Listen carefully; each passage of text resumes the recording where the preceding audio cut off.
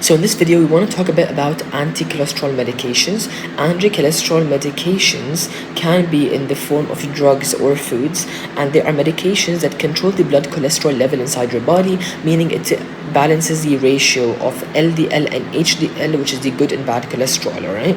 So the first one is in the form of drugs. An example of those is statins. Statins is a type of medication that prevents the synthesis of LDL, low density lipoproteins, which is the bad cholesterol, by blocking the enzymes responsible for this reaction in your liver, and automatically, because the LDL is falling down, the good cholesterol, which is the high density lipoproteins, HDL, is going to rise.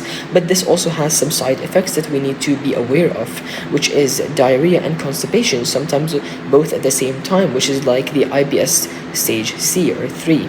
Okay, it can also lead to coughing and joint swelling, mainly oedema or hydrocele, which is swelling in the abdomen, another sign of liver problems. So this is the medical or drug part of anti-cholesterol medication.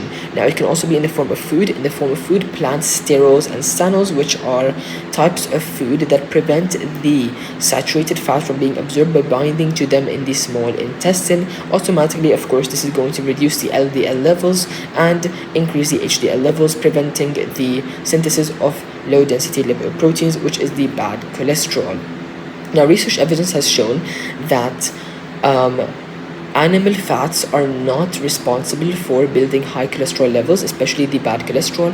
Carbohydrates play a bigger role in developing such cholesterol levels, right?